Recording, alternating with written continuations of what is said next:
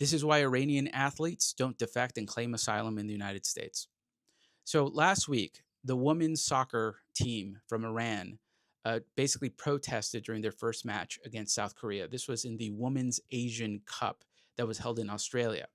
So during their opening ceremony, they refused to sing the Iranian national anthem. Because they did that, they were labeled traitors to the state by Iran. This has happened before. In 2022, the men's team also refused to sing. And likewise, they were labeled traitors and faced repercussions when they went back. Now, they did go back.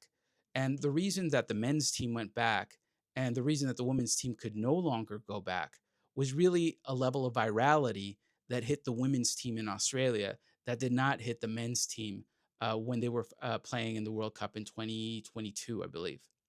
So, because of what happened, because we're in the middle of the war, it was no longer safe for them to return to Iran, and that led to huge, huge repercussions for their family. It's why only five of them, and some people are reporting seven, but it's only five of them claimed asylum out of the entire team.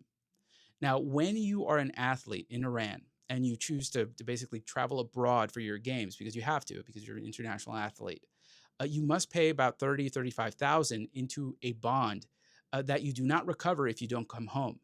That, and in the case of women, their families had to put up a house, basically. They had to sign over the deed saying, okay, if this athlete does not come back, then our family will lose its home. Because of the financial repercussions, it's very unlikely that athletes will claim asylum. And honestly, I think that when the women were protesting, when they were remaining silent and trying to protest, they had no way of anticipating that that protest was going to go as viral as it did, basically getting the attention of all of Australia and even getting the attention of President Trump. Now, there's also reports that they were being denied these asylum rights in Australia by their handlers. That does happen. It happens to all nationals of very hostile countries. The handlers exert psychological pressure on the athletes. They will place themselves in front of doors. Now, they're not allowed to actually do physical harm to them. They're not actually allowed to block them. That's actually against the law. But psychologically, you look tough and you stand in front of the door. And also, if there's even the inkling that they're leaving, you call the family and have them on the line and you threaten them with persecution.